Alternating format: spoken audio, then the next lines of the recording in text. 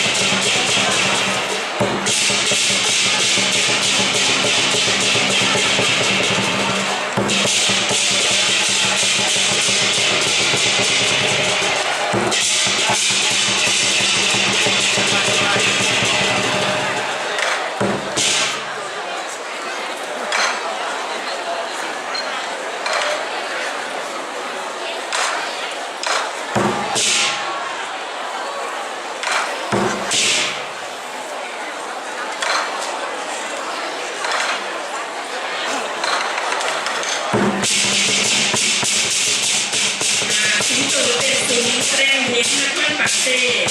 จะมีการพัฒนาให้ขึ้นยิ่งขึ้นไปเพื่อให้ชาวบุตรได้รับรู้ว่าประเทศลาวและนครปากเซ่มีการพัฒนาบ่น้อยหนาสาใดในโลก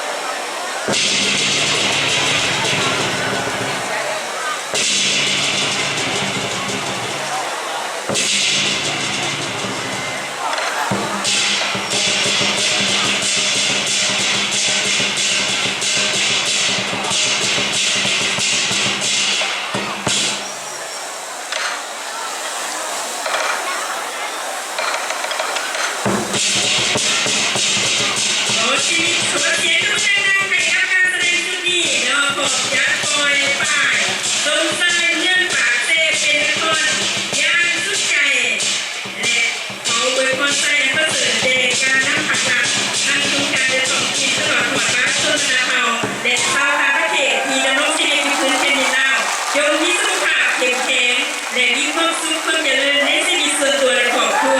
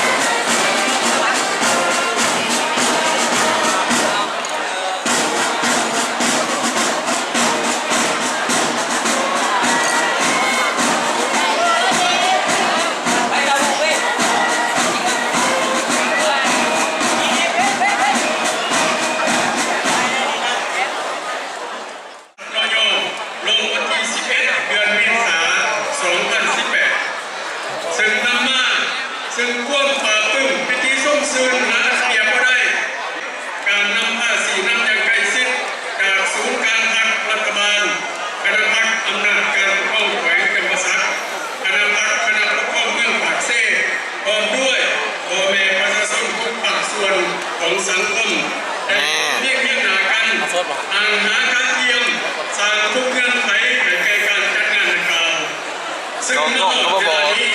เป็นในที่ควบพร้อมแล้วและคนที่ว่าโอกาสจะเป็นเลิกงามยามดีในวันนี้กับพิธีโฮมชุมนุมตั้งยิ่งใหญ่ประกาศเมืองปากเซ่เป็นนครปากเซ่ขึ้นณสถานที่แห่งนี้อย่างสง่าผ่าเผย ของพี่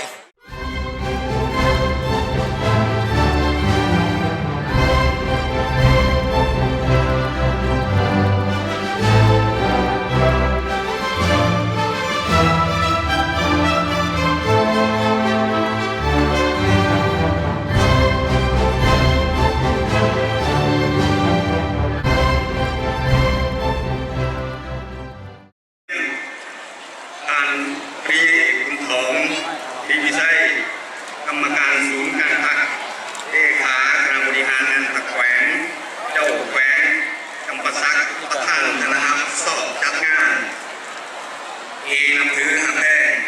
เยี่ยน เนี่ยมันดังอะไรอย่างมัน ผ่าน มือเห็นอะไร ศูนย์ใหญ่ผ่านรัฐมนตรีห้องรัฐมนตรีผ่านเจ้าแขวงห้องเจ้าแขวงที่นำถือหักแพงบรรดาทานแขกผู้มีเกียรติทั้งภายในและต่างประเทศที่นำถือหักแพงวันนี้คณะพักอำนาจการปกครองแขวงเมืองและพ่อแม่พี่น้องชาวเมืองปากเซ่ทุกคนนะทุกทีมีความเอกอ่างพนุนใจมีความดีใจหลายอ่านเดียวได้พอวันมหามงคลและเป็นเหตุการณ์ประวัติศาสตร์ในหลายพันปีที่ไม่เคยมีมาก่อนที่เมืองปากเซ่เป็นมาในการการเยี่ยมสั่งตั้งนครปากเซ่โดยสังเกตดังนี้ก่อนหน้านี้เมื่อปีพศ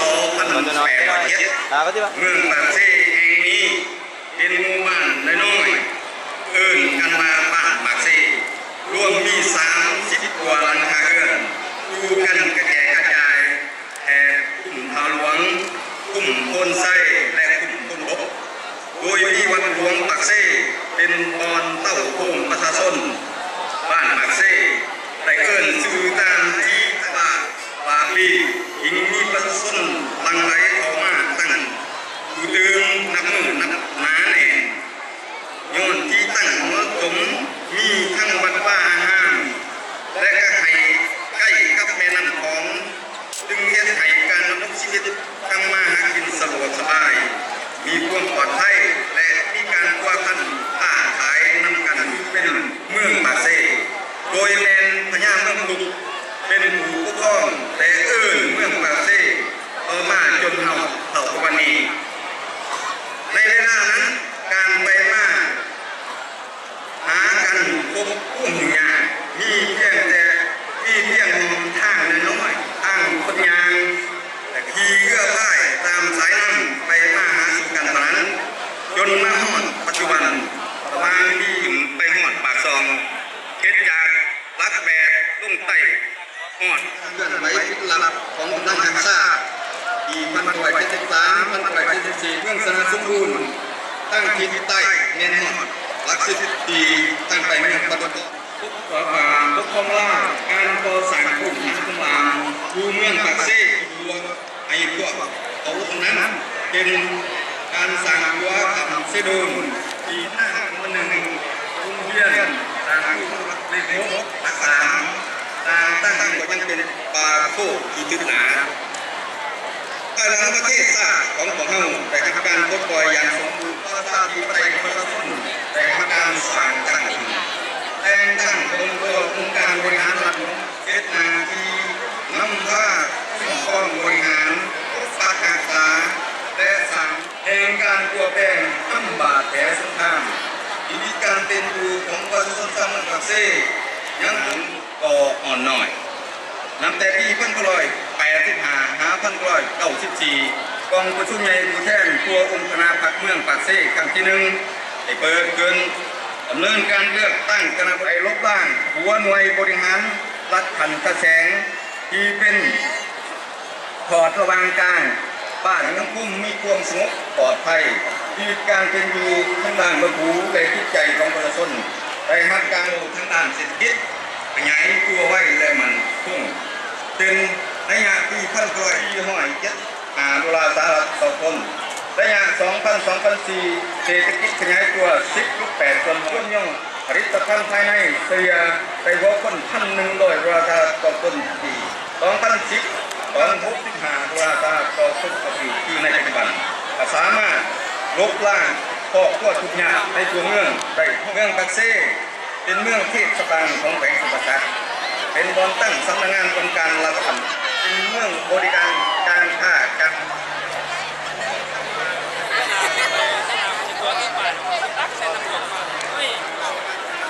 bang của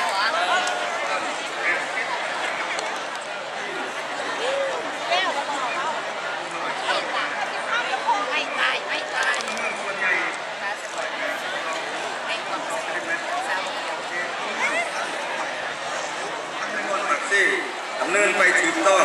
ครบตามมาตรฐานเงินไขที่กำหนดไว้แต่ก็มีบางด้านปฏิบัติไต่คืนมาตรฐานเงินไขของการสร้างเป็นนครดังนั้น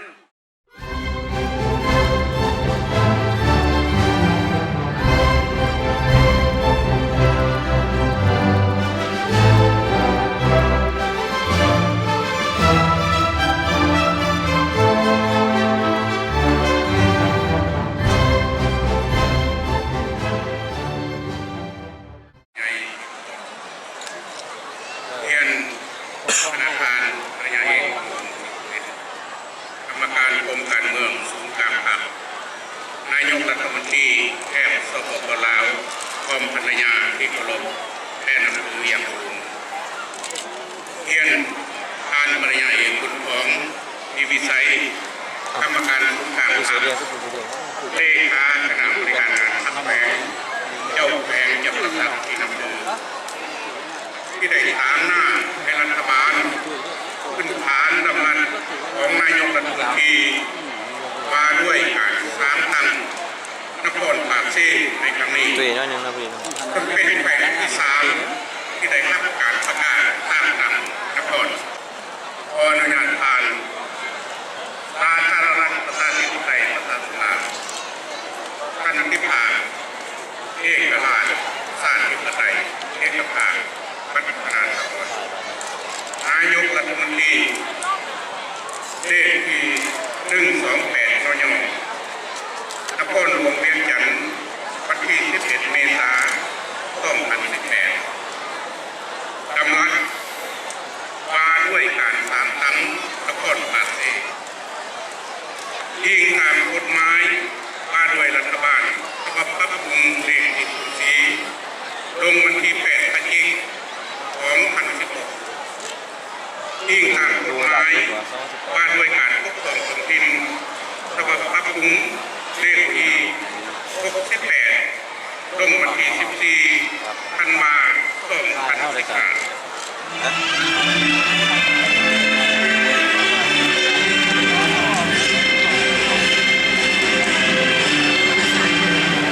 ข้าพเจ้าเผ่าทุกท่านใส่ปัญญา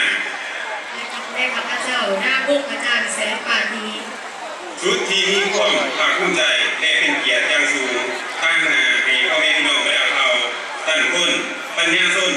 ผู้ประกอบการธุรกิจและสาขาอาชีพของนครปากเซ่ขอแสดงความยินดีต้นสื่อยิ่งดีแสดงรัฐบาลก็คือของแพงและเมืองปากเซ่จึงเฮ็ดให้เสถียรภาพทางด้านการเมืองมีความหนักแน่นสังคมมีความสงบปลอดภัยที่มันเที่ยงคุณในหลวงแห่งการนำพานั้น